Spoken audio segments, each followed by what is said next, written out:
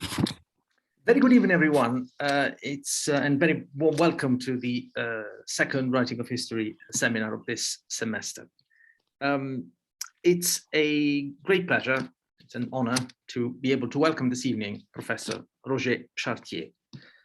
There are some historians that do great work on existing historical problems that have a long-standing historiographical dimension. And then there are historians that come up with new major historical problems, that scope them, and that then go on to producing great work on those problems. And Roger Chartier belongs to the very selected few historians that did just that.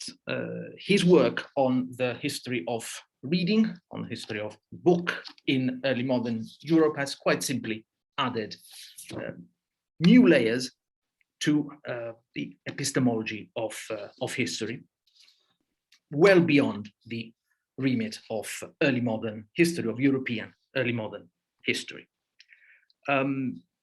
He has taught for decades at the École des Hautes Études en Sciences Sociales in Paris, and then in 2006 he was elected to a chair at the Collège de France, chair in Écrire culture dans l'Europe moderne, which in itself has a problematic title, as chairs of the Collège de France do.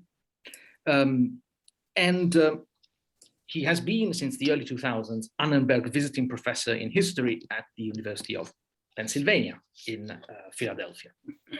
Highly distinguished career, very many academic recognitions that I shan't even try to list, and indeed a distinguished set of work that, well, would be familiar, I think, to most of us. I shall just confine myself to a couple of titles that were translated into English and have made a considerable impact on English speaking historiography. Cultural History Between Practices and Representations, 1989, The Cultural Origins of the French Revolution, published in English by Duke University, 1991, and The Order of Books, Stanford, 1994. And well, the list could go on, but I won't go on, because I think we're all looking forward to hearing what Roger Chartier, or Professor Chartier, has to say this evening about an ongoing research project of his, one that takes us, I think, to familiar ground, at least for sort of seasoned readers of his work, but which I'm sure will very soon turn out to be new and exciting in unpredictable ways. The title of his talk this evening is Textual Mobility, Translations in Early Modern Europe. Roger, over to you. Thank you very much for accepting our invitation. Thank you, Federico, for this invitation and also for this generous presentation. I would like to begin with an observation made by a Shakespearean scholar, David Scott Castan. I quote, "Do texts exist independently of the medium in which they appear, its material forms accidental and merely vehicular, or do they exist only in those forms, each a unique textual incarnation whose materiality itself crucially shapes meaning, altering in some way the significance of the linguistic organization of the work?" End of quote.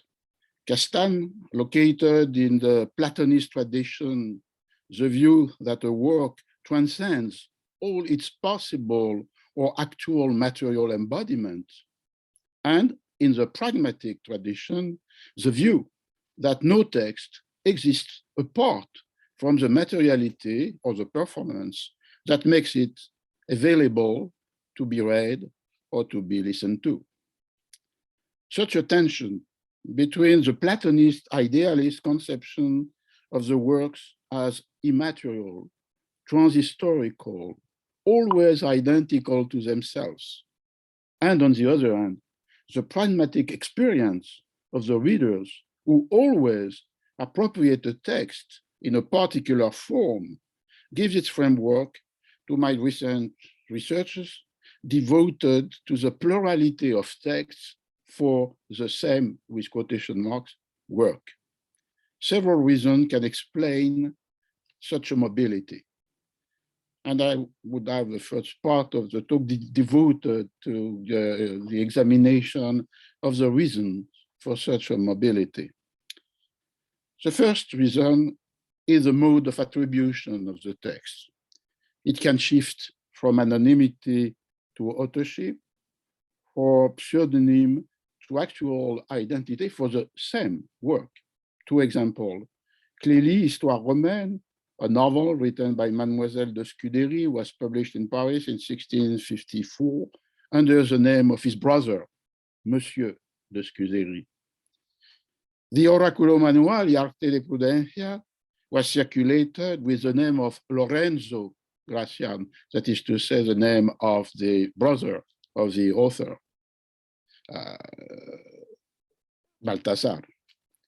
The desire to avoid the censorship of the Company of Jesus for Gracian and the incompatibility between aristocratic condition of the woman and the book trade for Scudéry were the reason of these dissimulations. But of course, we can expand the argument and to look to the very numerous forms of tension between anonymous, pseudonym, anonymity, pseudonym, and author function, author's name. Textual variants are another reason for the mobility of text.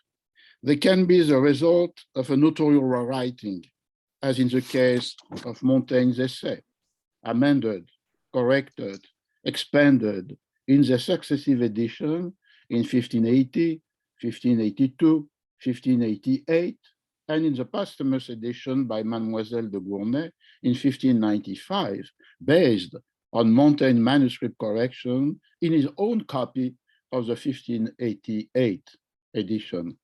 But we cannot forget that textual variants can be also introduced by copy editors, as it is the case for the episode of the theft of Sancho's donkey in the first edition of Don Quixote in 1605, 1607, 1608.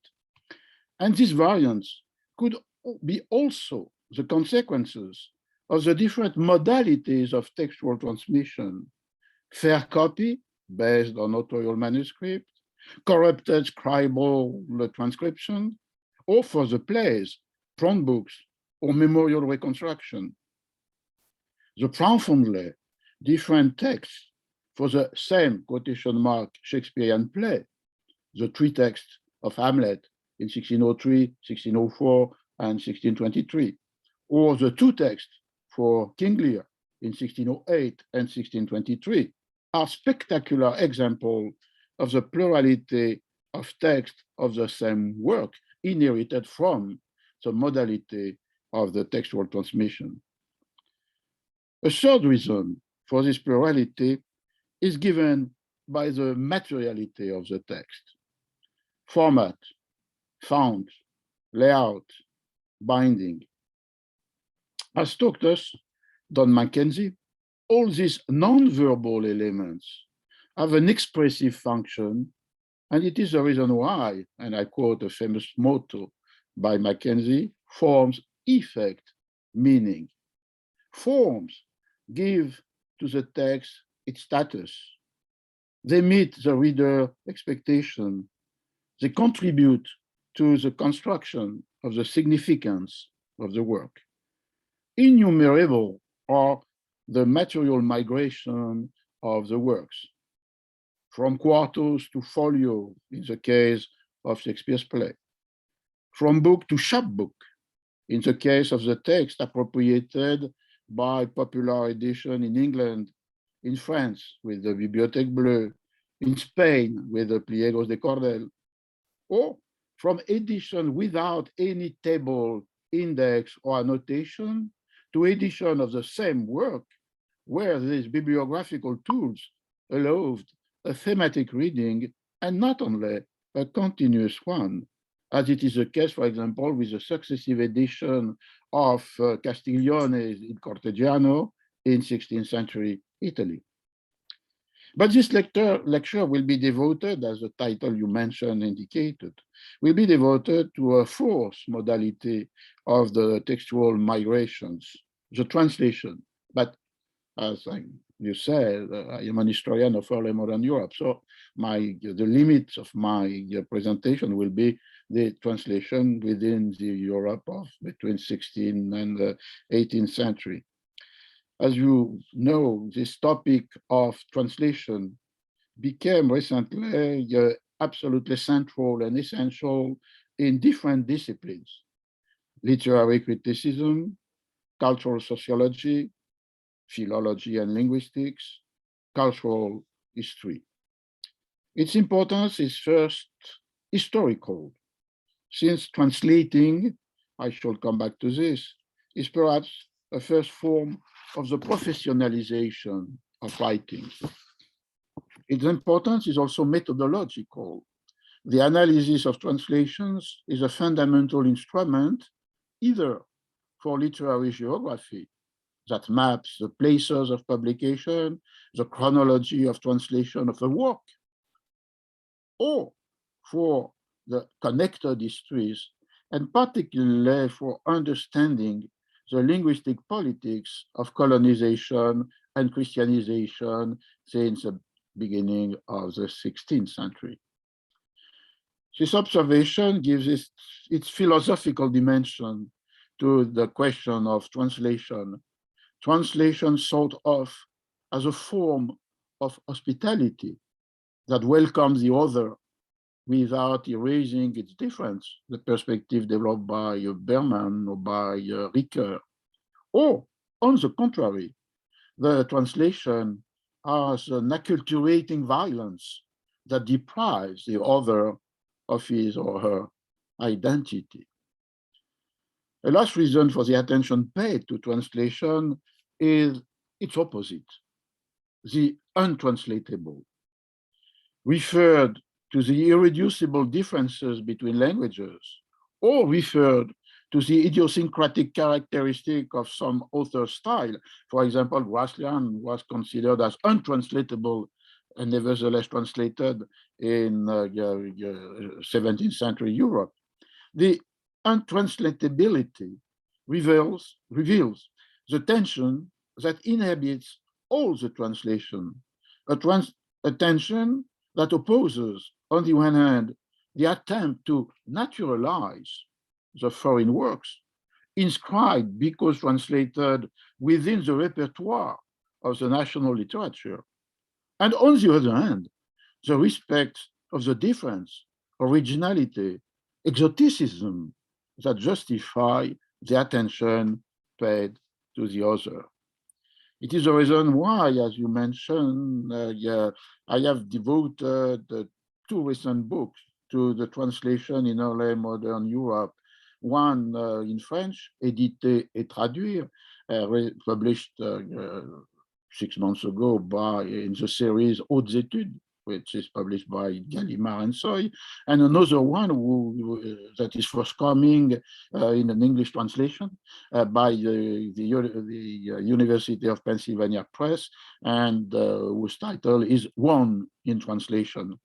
And the different case studies I analyze in these 2 books will be the material or the example I shall take today in this lecture. The second part could be for characterizing translation between contempt and professionalization. In early modern Europe, translation was an ambiguous activity.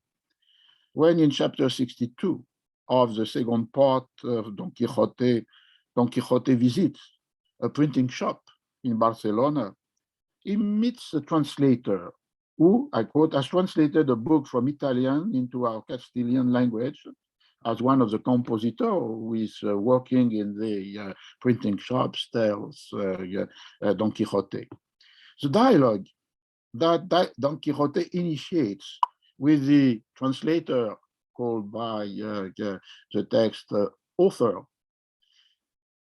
who has translated a book entitled Les Bagatelles, refers to the 2 contradictory realities of translation. On the one hand, Don Quixote speaks with contempt of translation, which he deems simple copying. I quote, "It seems to me that translating from one language to another, unless it is from the queens of the languages, Greek and Latin, is like seeing Flemish tapestries from behind. Although you can see the figures, threads confuse the images, and you cannot see with the clarity and colors of the front. And translating from easy languages does not show any more ingenuity and good style than copying from one piece of paper to another." The verb used by Don Quixote, trasladar, has a dual meaning in the Golden Age Spain. You can see this in the definition given by Covarrubias in his Tesoro de la Lengua Castellana, published in 1611. I quote, "Trasladar. At times it means to interpret some written piece from one language into another, but it means also to copy." Don Quixote thus presents translation from one vernacular language to another as either useless or purely mechanical. Very few are the exceptions that raises a translation to the dignity of the original, and Don Quixote, that is to say, in this case Cervantes, mentions only two of this translation: the translation of a tragic comedy of Battista Guarini, Il Pastor Fido, by Cristóbal Suárez de Figueroa, and the translation of Torquato Tasso's poem La Minta by Juan de Jauregui. Both were friends of Cervantes, Jauregui and Suárez de Figueroa. On the other hand, translation, despised as a simple transcription, seems to be a form of writing able to assure the translator's solid revenues. This is at least what the translator of Les Bagatelles hopes. When Don Quixote asks him, "But tell me, Your Grace, this book, are you printing it at your own expense, or did you sell the right to some bookseller?" The man responds, "At my own expense, para mi cuenta, and I expect to gain 1,000 ducados, at least with this first edition, which is a run of 2,000 copies, and will be sold for 6 reales apiece in the twinkling of an eye." We must recall that the press run of the first edition of the first part of Don Quixote was probably 1,500, or at the most 1,700 copies. This means that the translator that Don Quixote met in Barcelona was extremely presumptuous, but his intention was clear when he kept the privilege for himself, por su cuenta, when he had the copies printed at his expenses, and when he controlled their distribution, thus assuring himself all the profit of their sales. He states, "I do not publish my books to become famous throughout the world, because I am already well known by my works. I want profit, because without it, being famous is not worth a quatrain." The contrast drawn by the Paris booksellers and the translator of Castilian chivalric romances in the mid-16th century shows that their translation could indeed produce the profit expected by the translator of Les Bagatelles.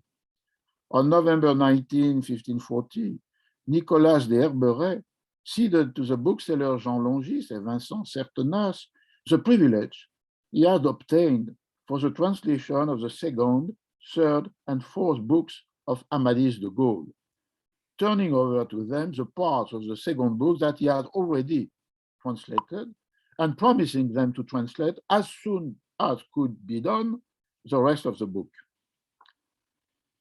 of the second book, and the 2 following books of the work. In return, The booksellers gave him, as was the custom, 12 unbound copies of each book so that he could present them to the king and offer them as a dedication. But they also paid him 25 gold écus on signing the contract, promising another 25 when he turned in the third book, and 30 at the submission of the fourth book. At a time when authors usually receive only copies of their work as payment, the Paris translators were the first to be paid money. The income that came directly from the book market were thus added to the indirect remuneration from patronage, recognize or obtain this patronage through dedications. The success of French translations of Spanish chivalric romances led to remarkable innovations in the relations between publisher and author, in this case, translators, as were the advances paid for a manuscript to come, or the publisher's decision to begin to print a book without waiting for the entire manuscript. Another chapter of Don Quixote can perhaps help us to understand the importance of the translation in the perspective, within the perspective of literary geography, understood as study of literature in space, as wrote Franco Moretti in his Atlas of the European novel, and also in the interconnected histories defined as the migration of people, goods, ideas, myths, and books. In chapter 3 of the second part, published 10 years after the first one, 1615, Don Quixote asks the bachiller Sanson Carrasco, who is returning from the University of Salamanca, so then, is it true that my history exists and that it was composed by a wise Moor? The young man responds, it is so true that I believe that there are more than 12,000 copies of this history in print today. If you do not think so, let Portugal, Barcelona, and Valencia tell you so, for they were printed there. There is even a rumor that it is being printed in Antwerp. The figure of 12,000 copies of Cervantes books put on the market between 1605 and 1615 is plausible, completely plausible, given that by the later date, 9 editions of the book, which becomes the first part when the second one is published in 1615, had been published, 3 in Madrid, 2 in 1605, 1 in 1608, 2 in Lisbon, both in 1605, 1 in Valencia in 1605, but none in Barcelona, 1 in Milan, and 2 in Brussels, but not Antwerp, in 1607 and 1611. This geography is the geography of the territories ruled by the king of the composite monarchy that associated the crowns of Castile, Aragon, and after 1580, Portugal. Whereas the privilege given to Cervantes on September 26, 1604, was only valid for Nuestros Reinos de Castilla, our Kingdom of Castile, a privilege for Portugal, dated February 2nd, 1605, was added in the second edition printed in Madrid. And the same day, a privilege for Aragon was given to Cervantes by the Viceroy of Valencia. These new privileges allowed the publication in the year 1605 of 2 editions in Lisbon with Licencia of the Inquisition and the edition printed in Valencia.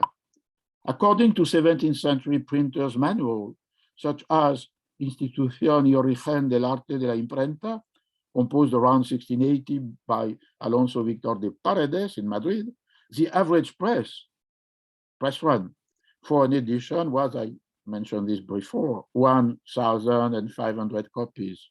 This means that there was probably some 13,500 copies of Don Quixote in Castilian, in Spanish, circulated in the 10 years that follow the first edition, printed at the end of 1604 in the Madrid printing shop of Juan de la Cuesta for the bookseller Francisco de Robles, and circulated with the date of 1605. Samson Carrasco added, and it is evident to me that every nation or language will have its translation of the book. Indeed, 2 translations of the first part of Don Quixote had already been published before 1615. In 1612, the English translation by Thomas Shelton, and in 1614, the French translation by César Houdin. The second part of the work was translated into French by François de Rosset in 1618 and in English by Thomas Shelton in 1620.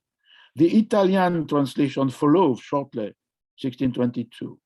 The German one was printed in 1648, but only with the 23 first chapters of the first part, and the Dutch translation was published in 1657. As shown by one of the Moretti's maps, a second wave of translation occurred in the peripheral and enlightened Europe between 1769 and 1802, Russia, Denmark, Poland, Portugal, and Sweden. The third wave took place between 1813 and 1896 and was contemporary of the affirmation of national identities.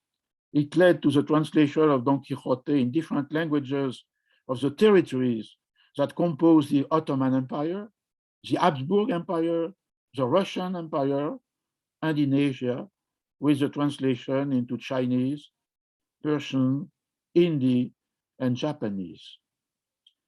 In Western Europe, the cartography of the first translation between 1612 and 1657, English, French, Italian, more or less German, and Dutch, must not hide an important phenomenon: the publication in the late 17th and 18th century of new translation of a work already translated, either because the new translation declared taking into account the transformation of the language of the translation, or because they affirmed to translate the work from a true and original text or from its best recent edition in its original language.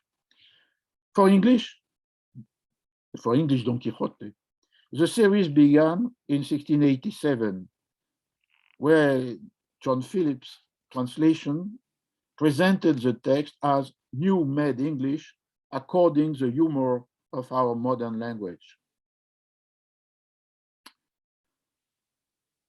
Phillips' translation was followed by 5 other translations that claimed to be revised, corrected, amended.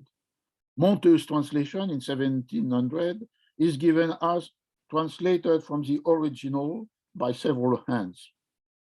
Stevens' translation, published in the same year, 1700, is presented as a new edition of Shelton's translation, now revised, corrected, and partly new translated from the original. Ozel's translation in 1719 is said carefully revised and compared with the best edition of the original printed in Madrid, whereas Jarvis' translation in 1742 and Smollett's translation in 1755 both claim to be, I quote, translated from the original Spanish of Miguel de Cervantes.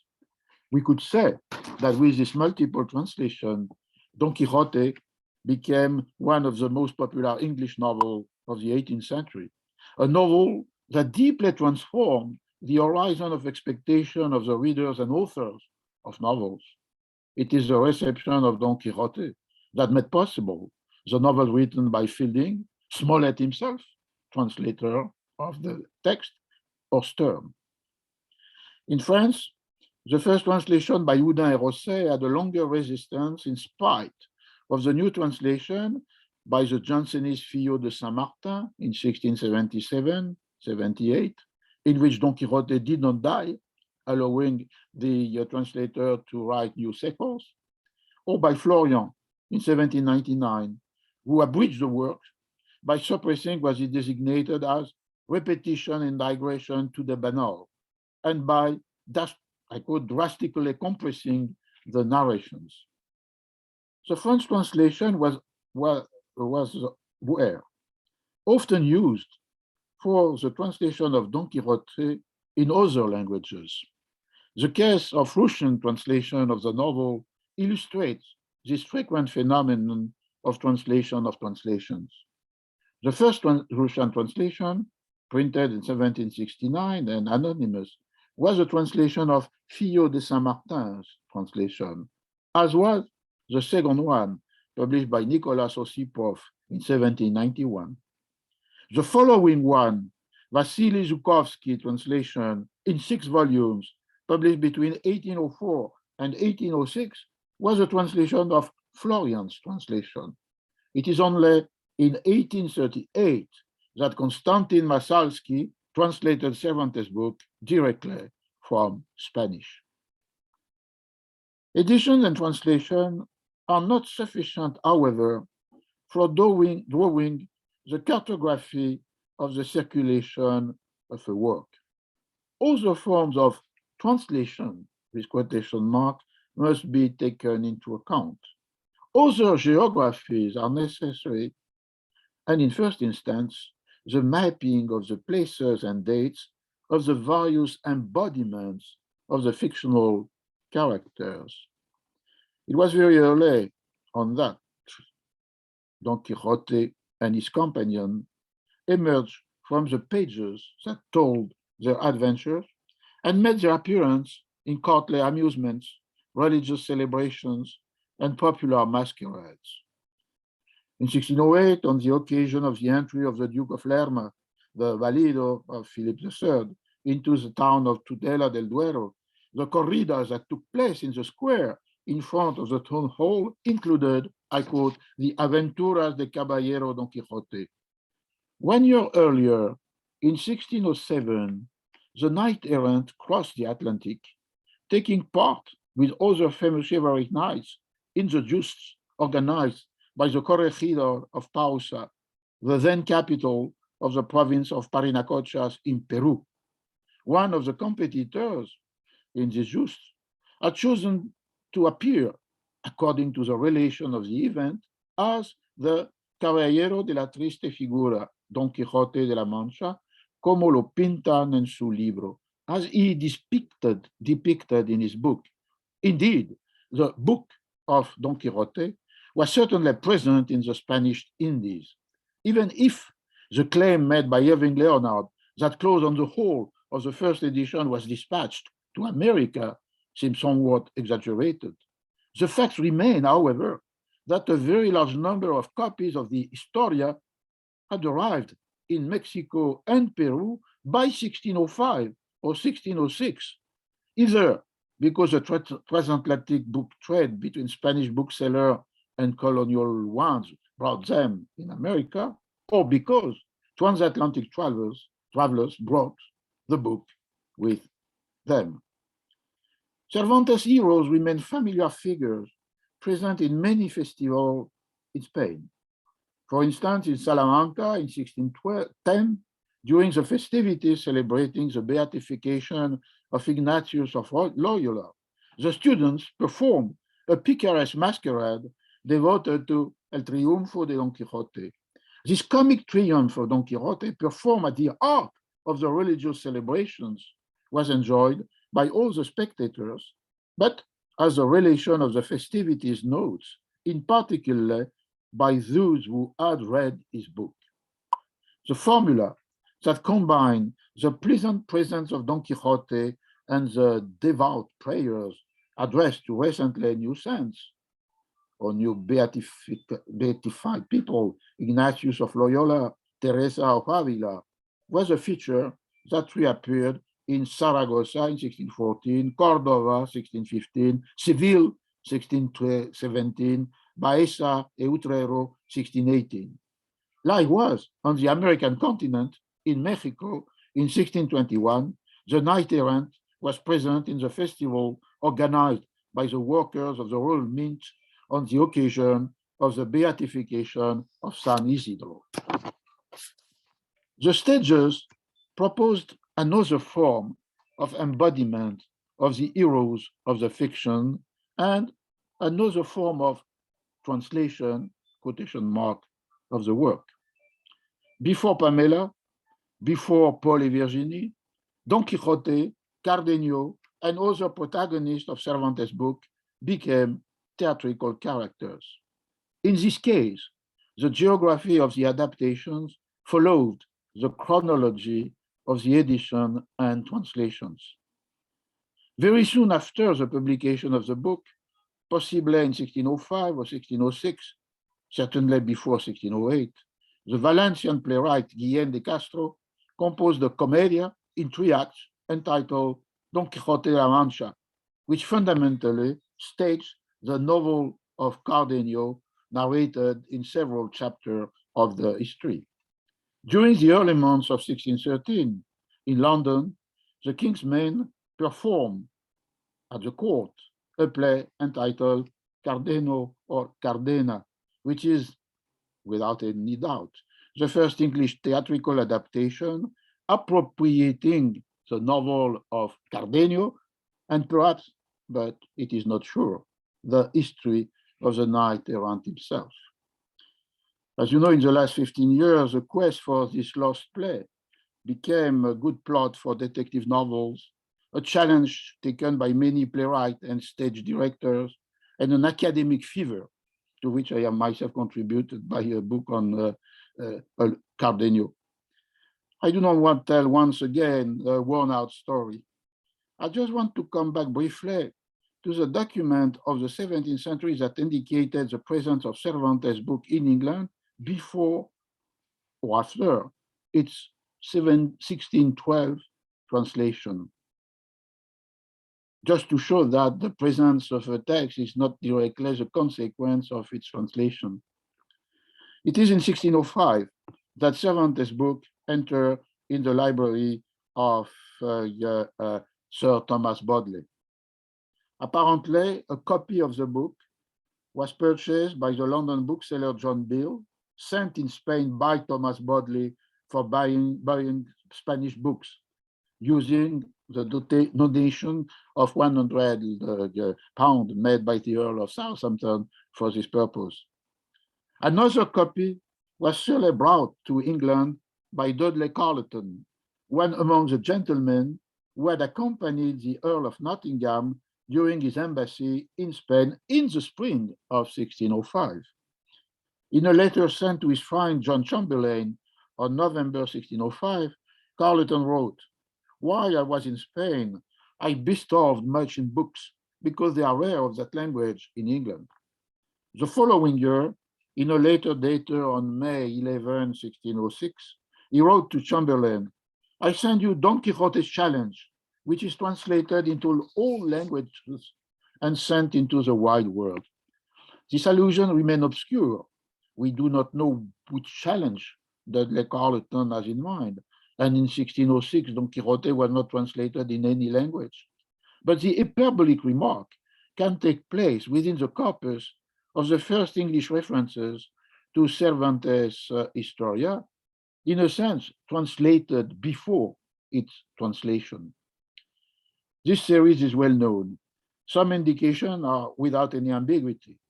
Ben Jonson's Epiphany or the Silent Woman and The Alchemist, likely composed both plays in 1609 and 1610, explicitly associated Don Quixote and Amadis de Gaul.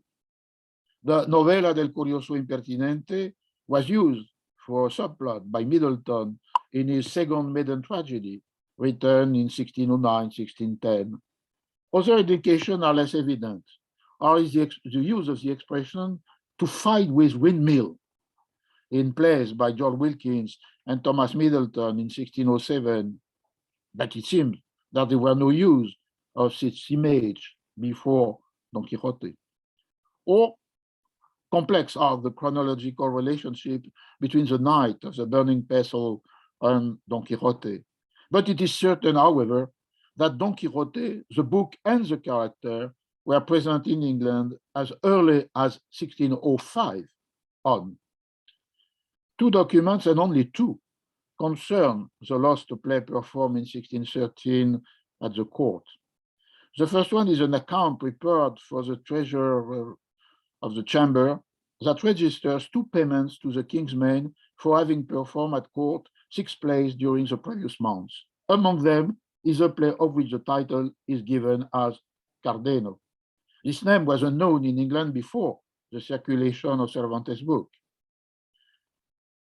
Consequently, we can assume that this play was the story of Cardenio, who had exchanged vows in promise of marriage with Lucinda and who was betrayed by his friend Fernando, the Duke's son. The second document is an entry of the bookseller's Humphrey Mosley in the register of the writing copy of the Stationers' Company dated September 9, 1653. And this document gives to the play two authors, the history of Cardenio by Master Fletcher and Shakespeare. The mention of the collaboration of the two playwrights is plausible, since during the year 1613, they wrote together 2 plays, All is True, published in 1623, folio as the life of Henry VIII, and The Two Noble Kinsmen, published with their 2 names only in 1634, and was not present in the folio. It is clear that Fletcher, whose name is first attached to the play in the register of the Stationers' Company, and who knew Spanish, was much more familiar than Shakespeare with Cervantes' work.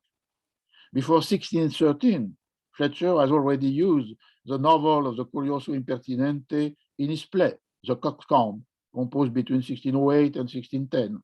After this date, he will come back to Don Quixote in 2 plays, use the exemplary novels in 4 plays composed between 1616 and 1626, whereas the novelas ejemplares were translated into English only in 1640, and he will be inspired by the travels of Persiles and Sigismunda in one another play.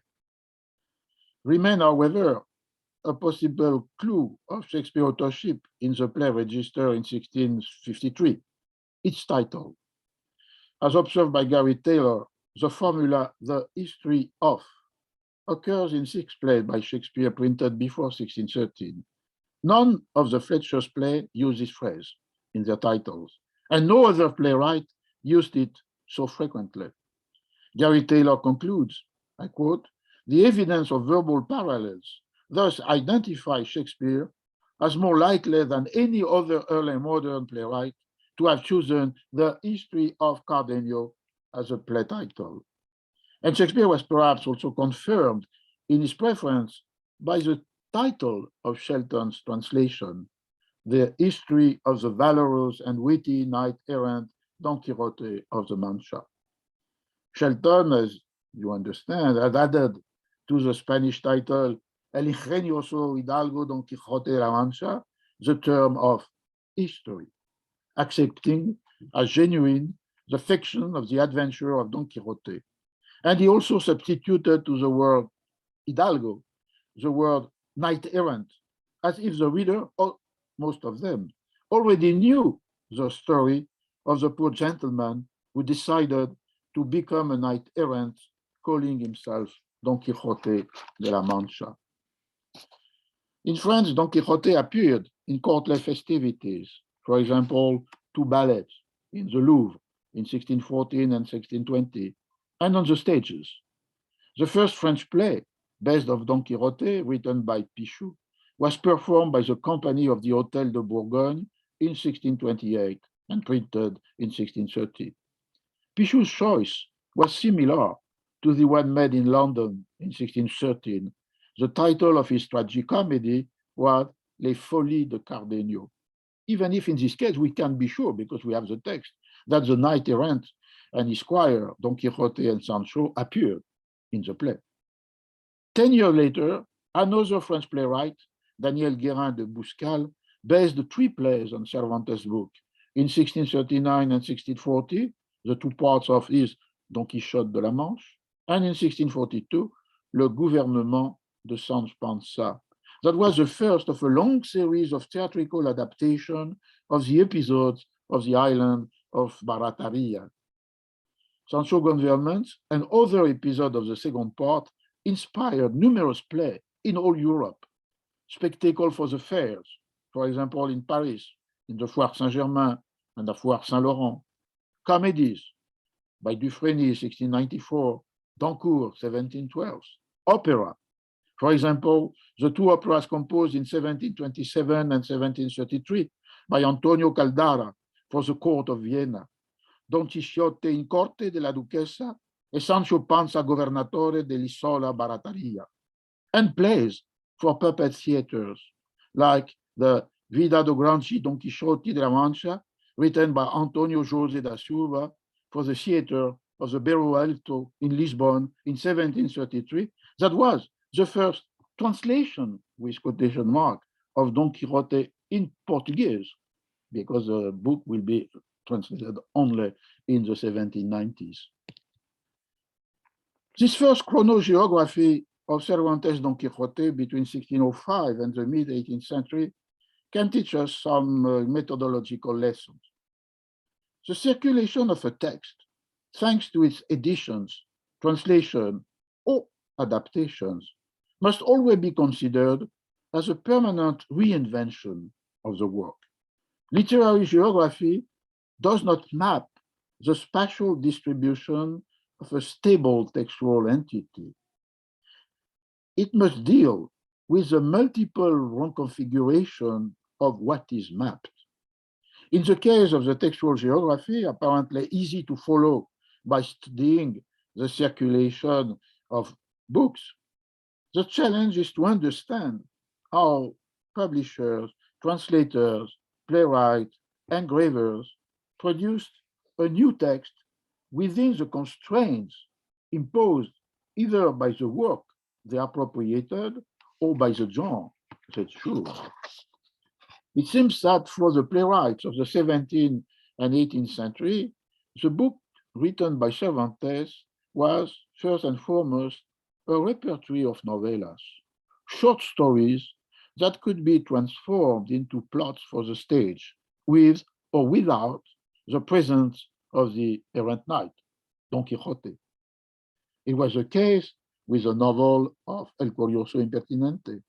It was the case with what I call the novella of Cardenio. But the festivals, whatever their nature may be, aristocratic, popular, religious, and the series of illustrations put into the book, which began with the Dutch translation published in Dordrecht in 1657, privileged the characters and episodes of Don Quixote's adventure and misadventures, whereas they generally ignored the protagonists or scenes of the novels inserted into the story. And so just to show how we could consider as translation more than what traditionally is defined as translation.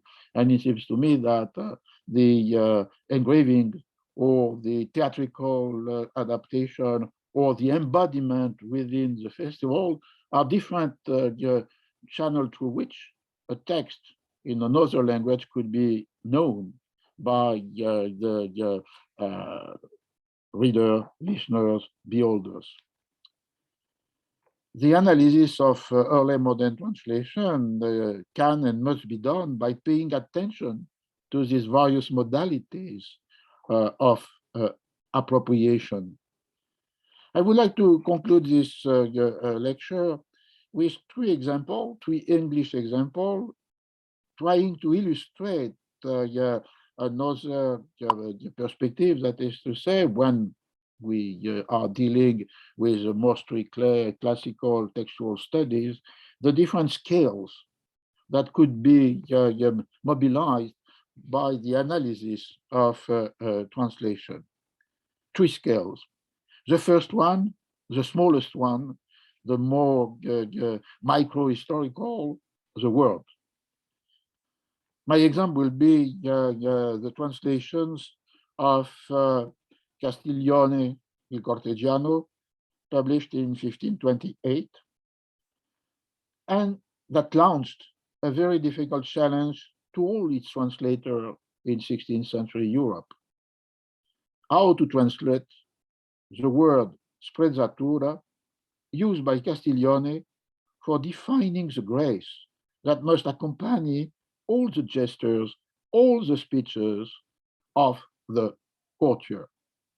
In Italian, the substantive sprezzatura was quite a neologism, and the text said to use a nova parola, a neologism that transformed a verb that existed, but was a depreciative word, sprezzare being the contrary of prezzare, that is to say, to pay attention, to have care for characterizing with this depreciative word the supreme distinction of the courtier. The text was translated into Spanish in 1534, and Boscan chose desprecio, descuido for the translation of sprezzatura. Translated into French in 1537 by Jacques Collin, sprezzatura became nonchalance. Thomas Hobby translated the book in English in 1561. For translating sprezzatura, it chose an old word, recklessness, always used with the sense of negligence, imprudence, carelessness. The Oxford English Dictionary gives 2 examples of such users for recklessness. One from 1439, mates and mariners of certain ships by recklessness and misgovernance have hurt and bruised other ships. And another example from 1581, neither can any such righteousness agree with the gracious mercifulness of God. Hobby, thus, as Castiglione, inverted the usual meaning of the word, transforming what was described as vulgar false into courtier's grace. In the 1588 new edition of his translation, after his death, the editor substituted to recklessness a certain formula, a certain disgracing. The paradox is absolute. The courtly grace is produced not by its ostentatious exhibition, but by what the vulgar would consider its opposite, disgrace. And we see how this challenge launched by sprezzatura led to, in all Europe, define the courtier's distinction using words with an unexpected meaning. And perhaps this use of language was the first sign, the first clue for the irreducible distinction of the courtier. First scale, the word. A second scale could be linked with the transformation of the appropriation of the text in relation with the context of its translation. In my example is within a study devoted to the old translation of this text, the English translation of Las Casas, Brevísima Relación de la Destrucción de las Indias, published in 1552. This text is interesting. It was republished only once in its original Spanish in Barcelona in 1646, when Catalonia has proclaimed its independence. but it was circulated in all Europe thanks to at least 61 editions in different languages, and it's clearly one of the most circulated texts of the early modern time. From one language to another, from one time to another, the text remained in its letter the same, but its meaning was transformed by the successive contexts of its publication, as they are indicated in the preliminaries of the edition, advice to the reader, a text written by the editor or by the publisher. The first English translation was published in 1583 under the title The Spanish Colony. It was a translation of the French translation established by the Calvinist Jacques de Migrode in 1579. The context was thus the rebellion of the Protestant provinces in the Spanish Low Countries and the war between England and Spain and the threat of an invasion of England by the Spaniards. The publication and translation of the cruelties perpetrated by the Spaniards in the New World sought to convince readers that they were prepared to commit similar crimes against any peoples, any nation who rebelled against or resisted their authority. In 1656, a new translation of Las Casas' text was published in London. It was the work of John Phillips, nephew of Milton, and we have seen the translator of Don Quixote 30 years later.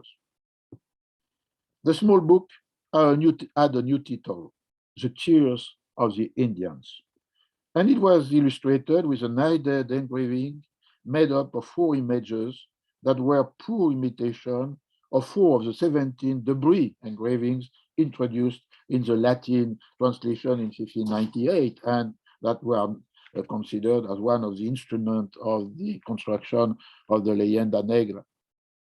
The Tears of the Indians, new title, are biblical tears, based upon a passage from the 9th chapter of the book of Jeremiah. In an opening address to all true Englishmen, Phillips writes, "Never had we so just cause to exclaim in the words of the prophet Jeremiah, oh, that our heads were waters and our eyes fountains of tears, that we might weep for the effusion of so much innocent blood." In this case, the translation of Las Casas, transformed into The Tears of the Indian, had 3 goals. The first was to praise Cromwell for being a new David, a new Joshua, crushing idolatry in all the world. The second goal was to advocate for unity among the Englishmen who must not fight against their countrymen in civil wars, but against their common Spanish formidable enemy. The third goal was to assert an English right to the West Indies, a right neglected by the English kings who finally were responsible for the blood shed there. This version of Las Casas presents the Spanish who claim to be Christian as barbarians, worse even than Scythians or Turks.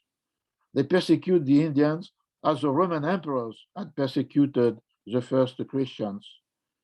These people's innocent souls demand a redeemer, and the preliminary show how Cromwell is this redeemer. In John Phillips' translation of Las Casas, and particularly the text written by him as preliminary for the work, the political interests of England and the God-given mission of the Lord Protector and his people are one and the same. His translation of Las Casas is just one example among many others of the transformation of the reading, appropriation, interpretation of a text by the context of its publication. Last scale and last example, the transformation of the meaning itself of a text by its translation. The Oraculo Manual y Arte de Prudencia de Baltasar Gracian, was published in Huesca in 1647.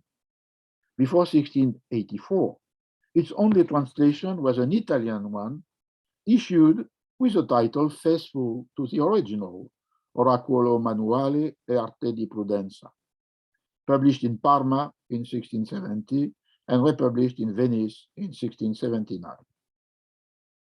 The book was translated into French in 1684 by Amelot de la Houssaye.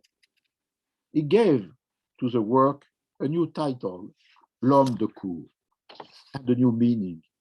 The book was considered as a description of the behavior necessary in the life at the court. However, in Gracian Castilian Spanish text, the word court never appears. Amelot was well aware of the sharp difference between the title of his translation and Gracian's book, but he justified his choice in his preface. The reader will note that the title L'Homme de Cour accords quite well with the heart of prudence, since nowhere is prudence so necessary as it is at court. Amelot's French text was widely circulated in Europe at the time when French languages was widely known. 7 editions published between 1685 and 1702 assured this circulation of the French original text. But the text was also the source text for all the translation. The English edition in 1685, the German one 1685 too, the Dutch 1686, the second Italian translation 1698, and the Latin edition 1731. Into parentheses, it would be also interesting to focus the attention to the book translated into Latin and not only the book that translated Latin classical work. It was the case with Gracian, it was the case with Castiglione. All of the translations adopt Amelot's transformation of the work into a courtier's manual. The German and Dutch translations preserve the French title L'Homme de Cour in the first word of their own titles. The English translation attempts to yoke the French title to the original with the formula, the courtier's manual oracle, or the art of prudence. But nevertheless, what it is translated is a French text, not the original Spanish one. Even clearly, the translator knew the original title. And the 1698 Italian translator translate Amelot's title without alteration, L'Uomo di Corte. Thus, the Oraculo Manual became, thanks to its French translation, I quote Norbert Elias, the first handbook of courtly psychology. And Elias says this because he thought he was reading Gracian, whereas in fact, he was reading Amelot. The Spanish Jesuit never wrote any book whose title was L'Homme de Cour. So beware with the translation. Thank you. Thank you very much indeed, Roger. Thank you very much indeed. Splendidly thought-provoking and wide-ranging paper, which I think gives scope for very many questions and comments. I'm opening the floor for questions right away. Trying to exercise some restraint on my part.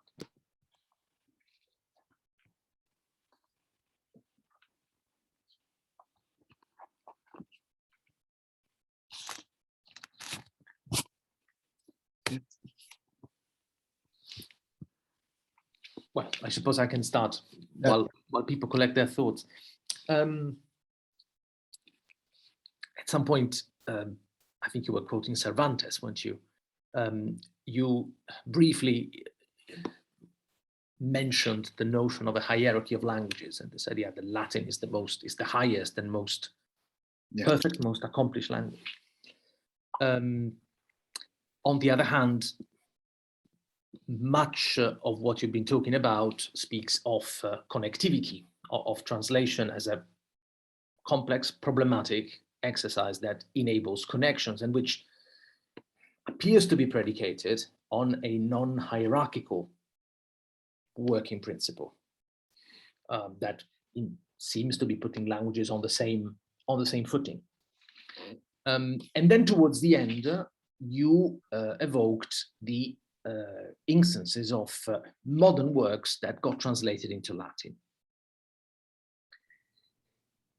And I was wondering whether you could expand somewhat on the extent and indeed on the quality of that operation, translating works written in modern languages into Latin. Is it just about making those works accessible in circles where perhaps the original language is not quite mastered? Or is it about giving them a clout that the original doesn't quite have? What is going on there? Yeah. So the different points, very interesting. The first one about this hierarchy of languages and connected history, which suppose is more or less even the connection. I think we must introduce some fundamental inequality, because you have seen that all my examples were translating the translation into English of Italian or Spanish text. And the main disparity in 16th, 17th century is between the languages that are translated, because the corpus of their works are translated and are considered as original, new, fundamental, and can even enter into the national repertoire, and the language of which the works are not translated. In the French book, I have a chapter about the first translation of Hamlet and To Be or Not to Be in France and in Spain.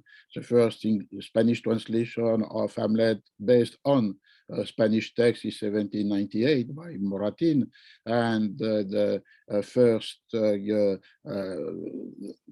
history more complex, but the totality of Hamlet was only present in the complete works in the 1770s. So there is a profound discrepancy between in the 16th, 18th century between this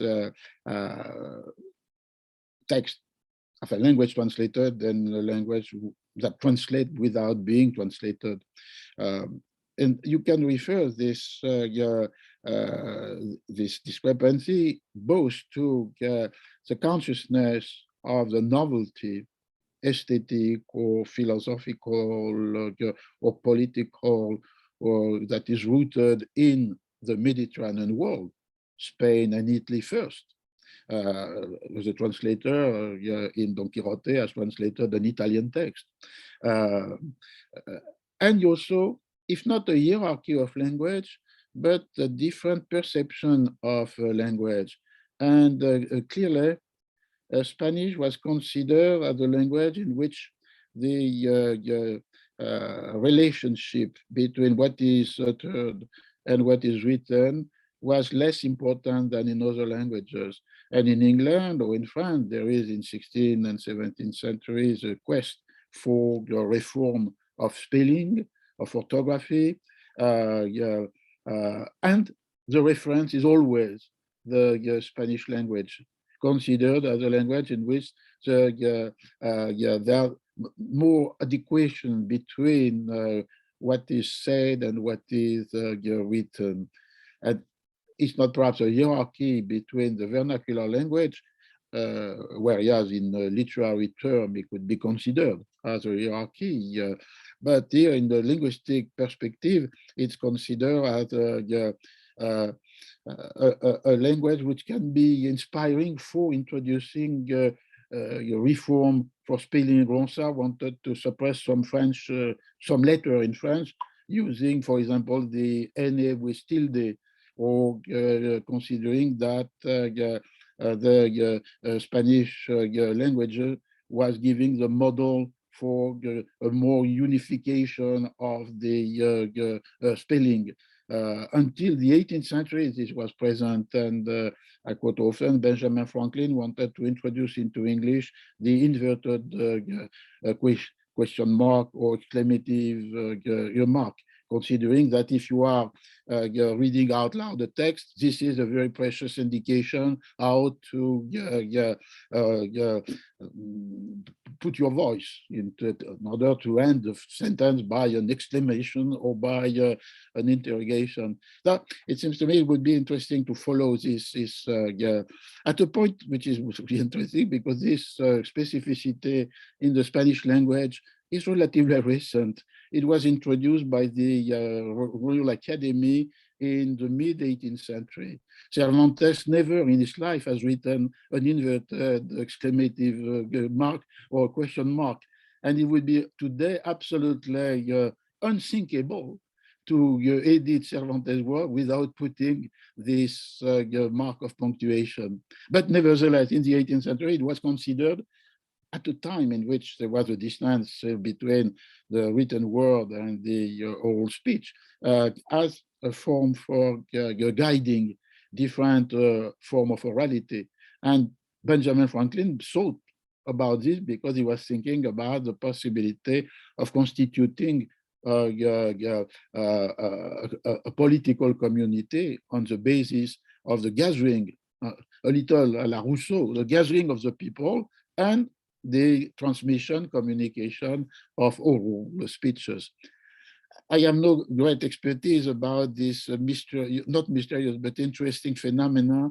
Late 17th century, the translation into Latin of works. It seems to me that different reasons. One reason could be connected with the first point, that is to say, when Hobbes' Leviathan is translated into Latin, it assured to the work a circulation was what not possible with the English original text.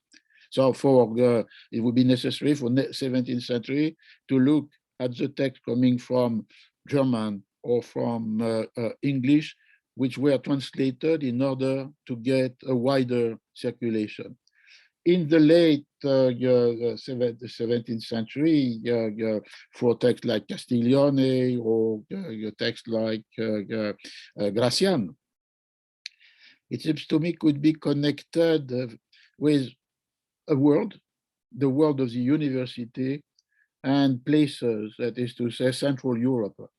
And you can imagine that the circulation of this text in Latin could be in Poland, in the Czech nation, and so on. And because all this, the three, there are different translations of Castiglione in Latin. They are all written by a professor of university. And so English for some of them, or German. And so it seems to me that there is a geography of this translation into Latin, institutional geography, the universities, and European geography, Mitteleuropa, Central Europa. We can also imagine that it could be considered as an exercise, as today when we have seen the translation into Latin of some of the classics. There was some modern work that were translated into Latin. It's not, it seems to me, for creating a new readership or allowing an appropriation. It's also an exercise which can be in itself a literary exercise. So I think I never read, but perhaps I have not read everything, a complete analysis and study of this phenomenon, because it's more about, of course, the literature like Castiglione, Gracian, Hobbes, political repertoire, or philosophical, moral repertoire, which is the object of this translation. But I imagine that a complete bibliography would be very, very useful. Thank you very much indeed. Thank you. Any questions, comments?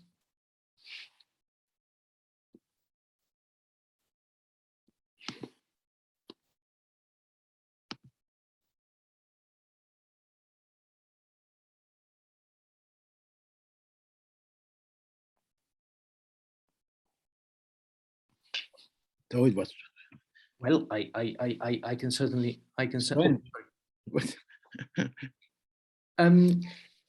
If I may, then, two rather pedestrian questions, really, on the presentation of the translated text and indeed of the translation. When do editions? I really ought to know the answer to this question, but there we go. When do editions with the facing original text begin to appear in early modern Europe? Roughly speaking. Yeah, this kind of bilingual or multilingual edition. Yeah. It's true. It's another issue because why people are publishing in such a form. My example would be, for example, this edition I mentioned of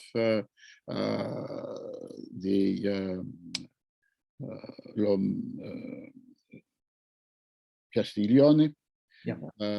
There was a trilingual edition, which is the 1585, the revision of Orbis translation.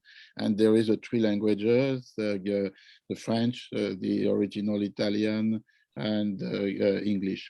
And also, what is interesting, each of these columns of text has its own type. Paradoxically, French is in the Roman type, Italian in italics, and the English text in the black letter, that is the Gothic letter used either for more popular text or for giving a kind of English identity to a text. And so in this case, you have the three version. I suppose could be already the idea that some people can control the translation if they have access to the original language. It was also possible as an exercise for the knowledge of language, and you can test this by reading, checking your capacity to read the tree. It could be a way for addressing some of the difficulty of translation, because of course, in this case, you have the three way of dealing with presatura. And in this edition, is no more nonchalance for the French. It's the translation by Chapuis who used mépris. Because in this case, the difficulty was to try to imitate sprezzatura. You have a positive transformed into a negative. And so for the Spanish, it was easy. The desprecio was working. For the other language, the French or the English, was not so easy. And the two first translations are not linguistically imitating this construction. Nonchalance and recklessness has nothing in themselves of this inversion immediately visible in the world. Where the attempt to do this, and mépris, which is curious, that it's a lack of attention, was the way for the second translator in French to try to imitate Castiglione, and a certain disgracing I found absolutely extraordinary. It's the same, not only meaning, but also form of imitation. Grace, disgrace. It's not, and so, but these three, and you have also bilingual edition for the Spanish text translated in Paris in the 17th century. And you have also bilingual edition for the Las Casas in Venice. There was a moment when there was a tension between the Republic of Venice and the Pope, that an appropriation of Las Casas reinterpreted. What is interesting in Las Casas is the text is simple, is stable.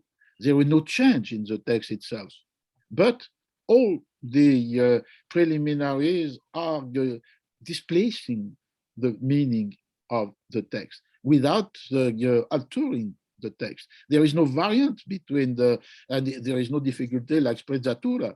It's very easy to translate. And nevertheless, the meaning is always refashioned. And in this case of the Italian translation, it was refashioned because who were the responsible for these cruelties and atrocities and tyrannies? The Pope, who had given to the King of Spain and Portugal the government of the newfound territories. And in this context, an anti-pontifical dimension of Las Casas, the edition of the Spanish text and the Italian text. It could be the market in this case, because published in Venice, they could be addressed also in this part of the empire, Spanish Empire, was territories in Italy. And so there was a dual readership, in a sense, the Italian and the Spanish-speaking people. So here too, it's like for the Latin translation, it seems to me there is no general answer. Each case could be related either to the readership or to this idea of control of the translation, or like finally an exercise for the reader. And in this sense, the content of the text is important, but the bilingual edition is still more. And you can test, play with this possibility. But here too, we have not census for one period or another of all these bilingual or multilingual edition, except, of course, the biblical text. Yes, well, that's I suppose a different story, isn't it? Yeah. In a number of respects. We have an intervention from Thomas Munk, please. Hello. Thank you very much indeed, Professor Chartier, for a wonderful lecture.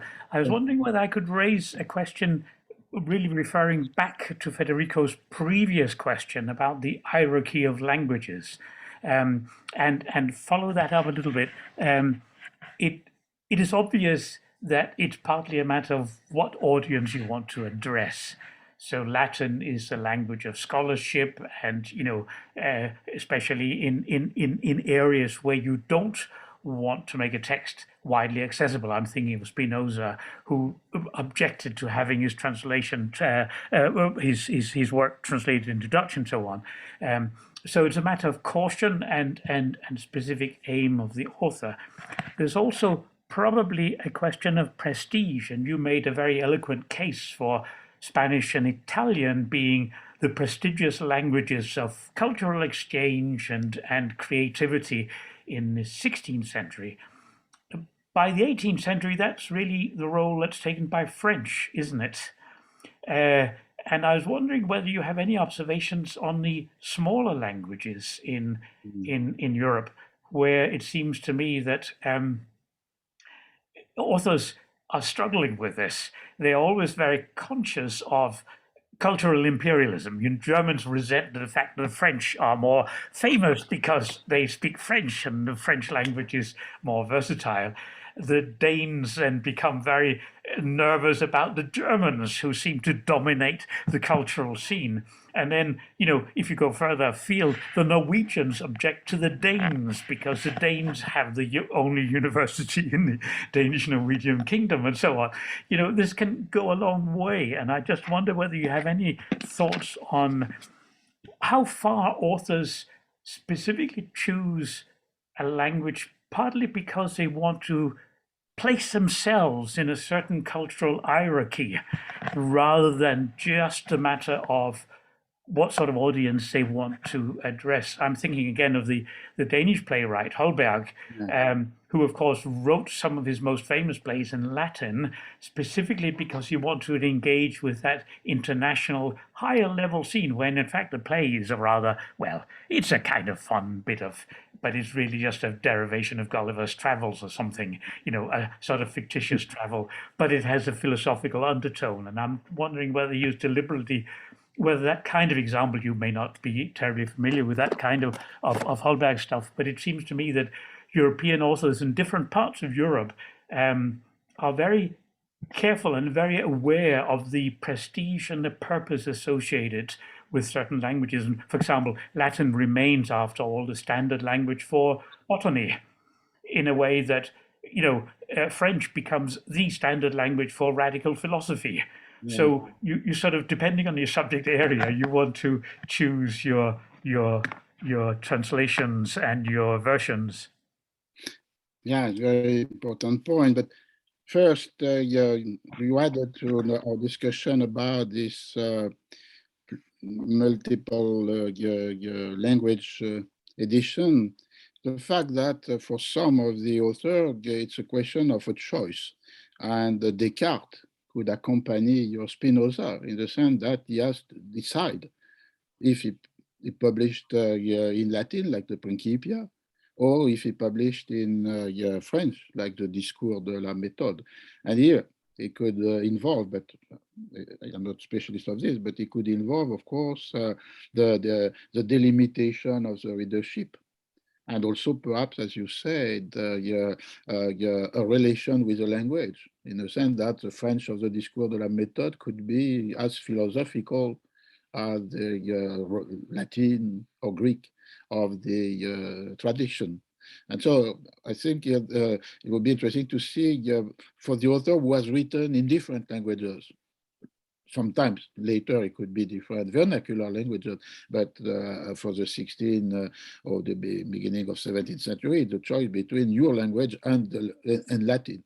And so this is the first perspective could be added to the question of, as you say, the multilingual edition.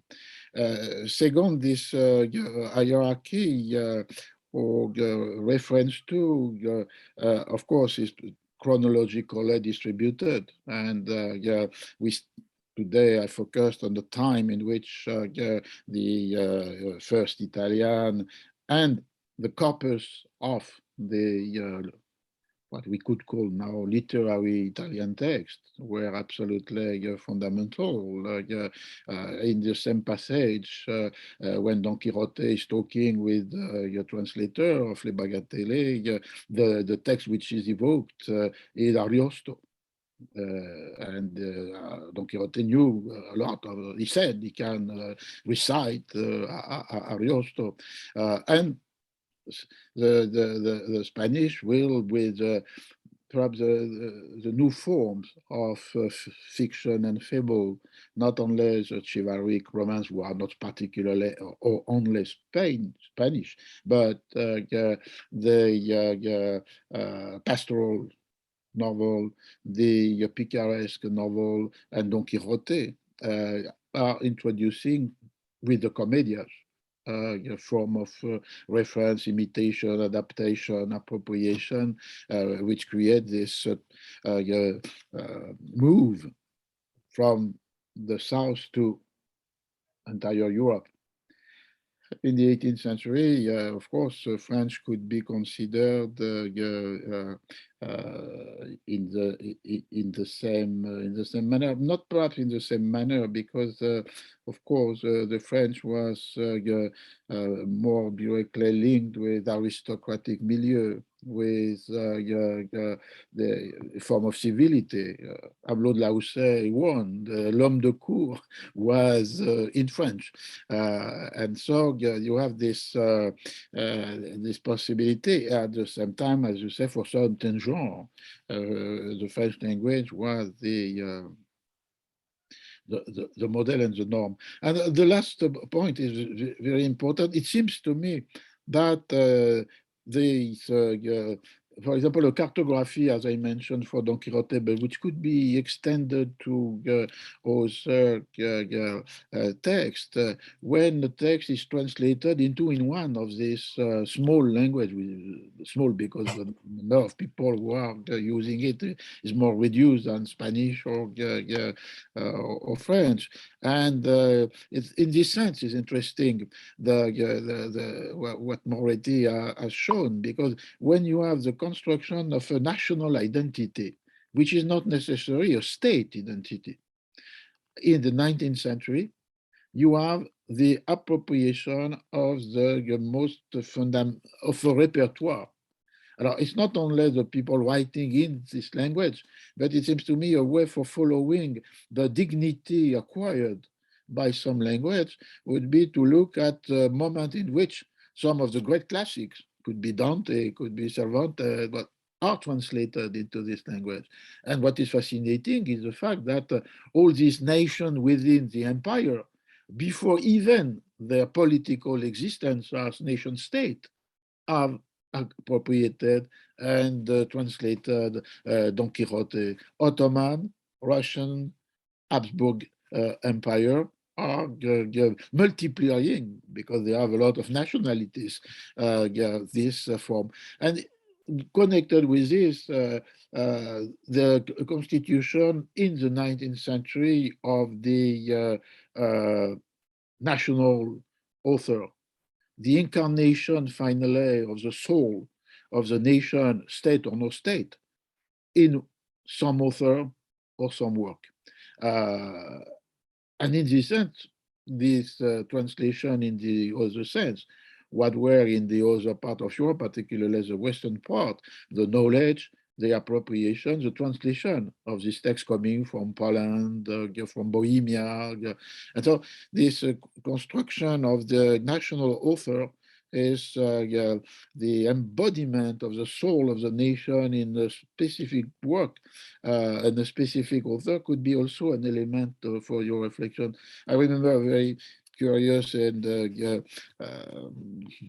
a sense, funny text by Borges, who wanted to stress that, in fact, many of these national authors are not at all corresponding to the national character.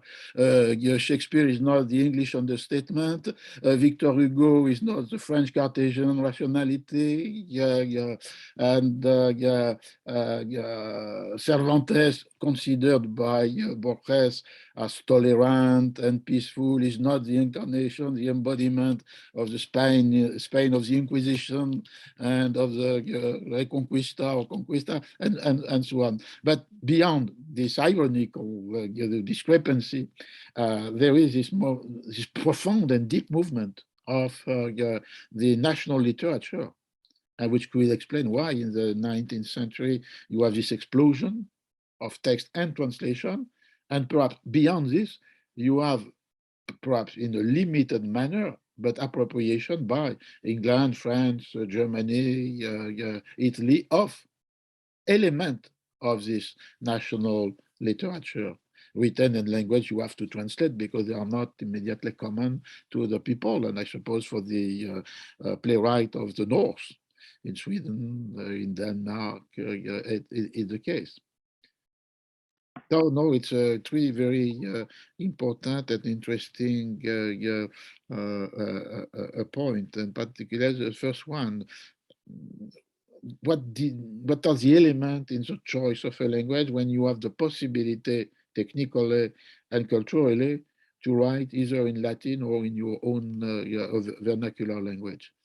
It could be in literature, but also it seems to me it's still more the case with Hobbes, Descartes, Spinoza, all this possibility. And also, as you said, the language as a form of veil, a form of dissimulation.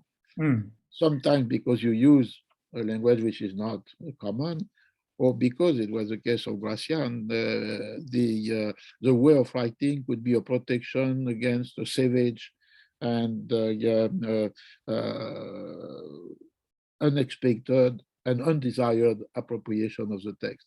And all the discussion about the untranslatable was connected with this point, that is to say, to protect the meaning. Because we are in this world, the people were as a fear of the corruption of the text by the ignorant compositor and pressman, corruption of the text by the greedy humor of the bookseller and printer, who are always cheating with the author or with the reader. And the most fundamental was the fear of the corruption of the meaning by a reader who are not prepared to understand what is written.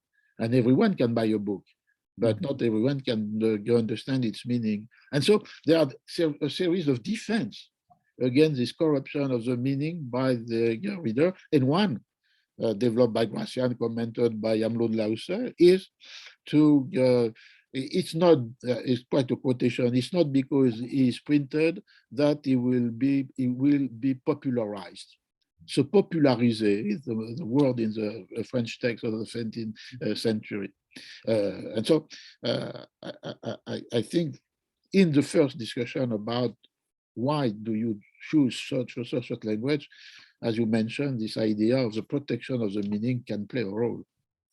And probably there's also, to some extent, if I can just add to that, the sense that in some of the smaller languages, and I mean small not just in the number of readers, but actually small in the size of the vocabulary, that some authors adopt a foreign language in the smaller groups in order to be able to transmit concepts for which there is no proper vocabulary in their own language. And that where translation becomes a vehicle for educating the readers, because if you then also produce a new translation in the local language, as it were, you can extend the capabilities of those languages. You know, printing press as a way of actually expanding national languages, because of the influence, especially of the languages with big vocabulary, which would of course include English, which is probably the biggest of the lot, and French, and then Latin and Greek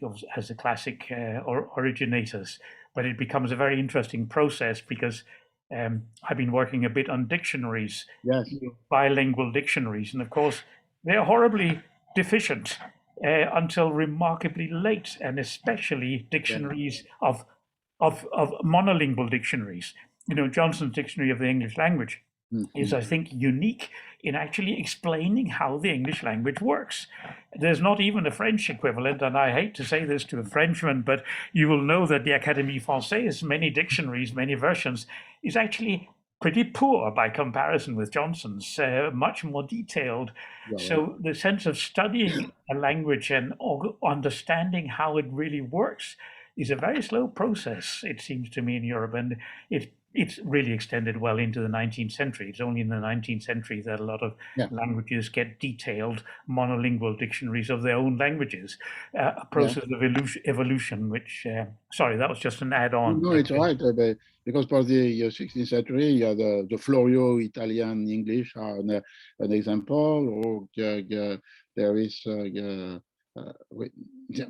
series of Italian Spanish, but they are not explicative. It's only to try to find the equivalent. I have checked spezzatura in some of them in order to see how what was, because when you study translation, what is important is what are the resources available by the translator, and as we said, some are conceptual, others are lexical, and what they can do with this, which could create also this a spectrum of the distance between in the possibility of translation.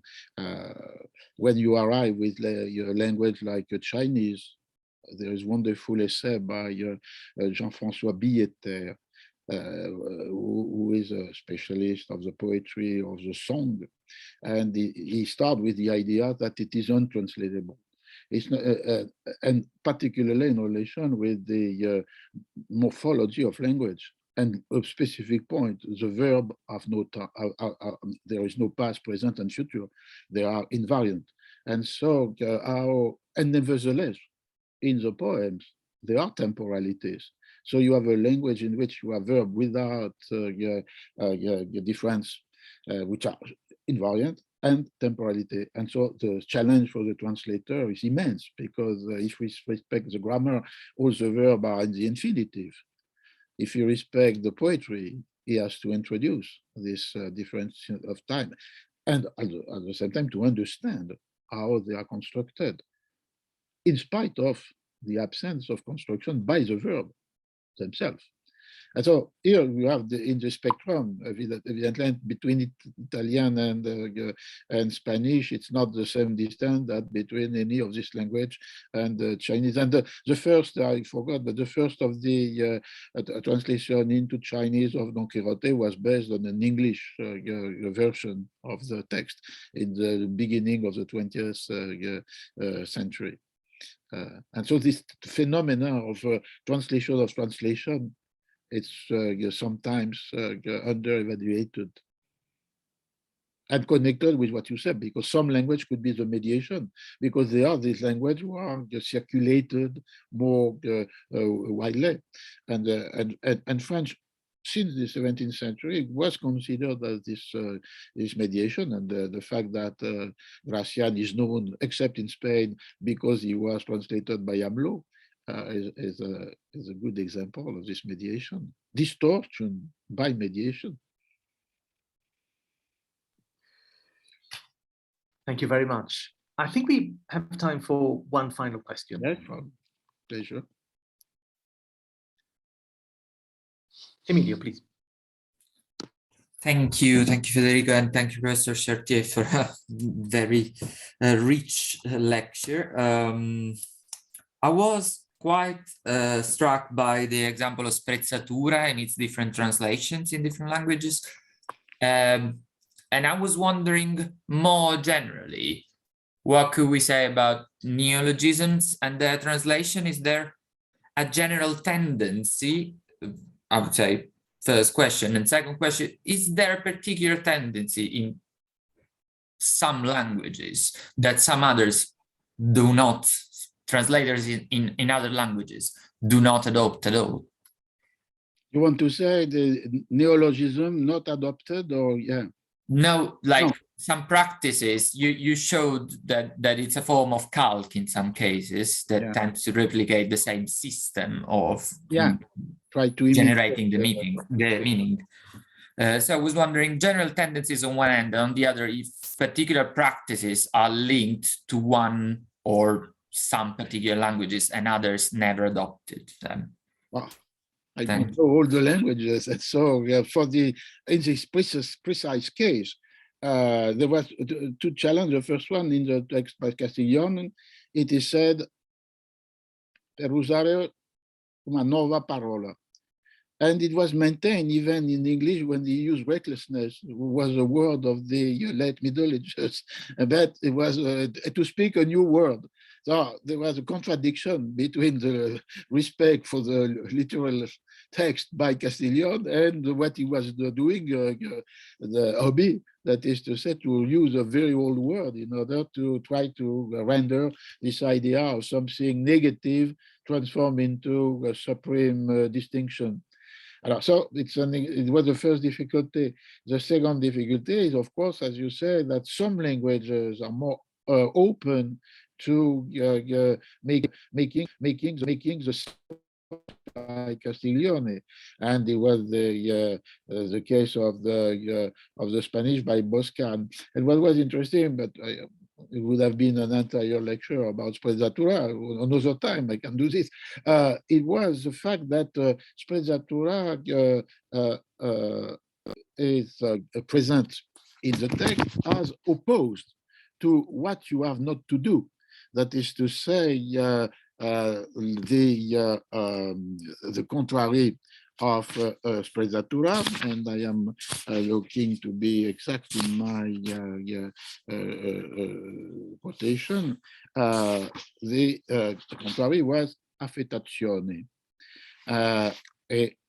Affettazione has to be rejected, sprezzatura has to be practiced.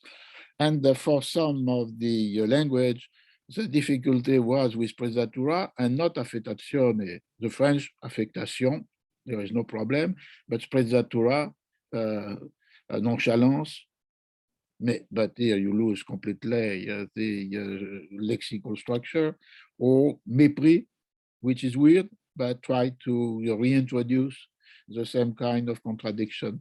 In the case of Boscan, he discussed saying, well, there is no problem with sprezzatura, translated by desprecio, but he said we have not a word for affettazione, affettación is not a word for in Spanish. So he proposed a series of translation of affettazione.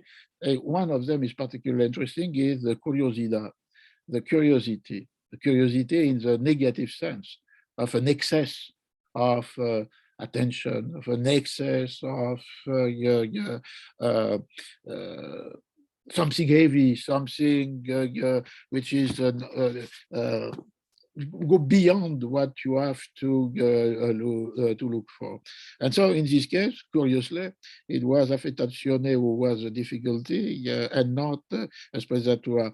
So I suppose following the different language, it will be possible to answer your question, and it could be related with the structure of the language itself, more or less open to the kind of operation made by Castiglione, the equivalent of the sprezza desprecio, and language were not so easy to use for such linguistic operation like French and English. Perhaps we can extend this argument and what you said at the beginning about the neologism, because of course sprezzatura, but you can correct me, is a neologism because the word does not exist, but the verb exists. I have in the Diccionario de la Crusca, sprezzare is absolutely present. And so what has done Castiglione was not exactly an absolute neologism. It was to transform into a noun what was the verb, in a sense. After the question of the neologism in themselves is also very interesting, because it can be connected to what our colleague said about some technical word which has not entered yet in the language and has to be created in the linguistic form in order to enter into the lexicon, or as we have seen with the some of the revolution, to create new words for a new world. That is to say, there is during the French Revolution a lot of the invention of neologism, which are connected with the idea of a new calendar, a new era, a new world, a new man, woman, and so on. And so there are this, the dark version of this could be the use by the despotic state in 20th century Europe of a specific vocabulary, which was the vocabulary of the oppression, the denaturation of many of the reality, because they were named in another word. There is a wonderful book by Klemperer about the language of the Nazi Germany, and this kind of series of neologism or users of the word, in the sense that introduce a rupture with the tradition and the imposition of order, in this case, authoritarian, tyrannic, and despotic. So it would be interesting form. And I say hello to the small cat. I see on the screen. Very passionate with our discussion. It's interested. It's a regular. He attends the seminar regularly. Oh yeah, quite regularly. Yeah. Right. Well, thank you very much indeed. It seems to me that we've had not just a delightfully thought-provoking and rich paper. We've also had a discussion that is really testimony to, well, to Roger Chartier's generosity, and indeed to the depth of his scholarship, and indeed of his historical thinking. We are very grateful to him for making the time for this, and thank you all for coming and for taking part in this discussion. I'm going to stop the recording now. Thank you. Have a good night. Ciao. Thank you very much.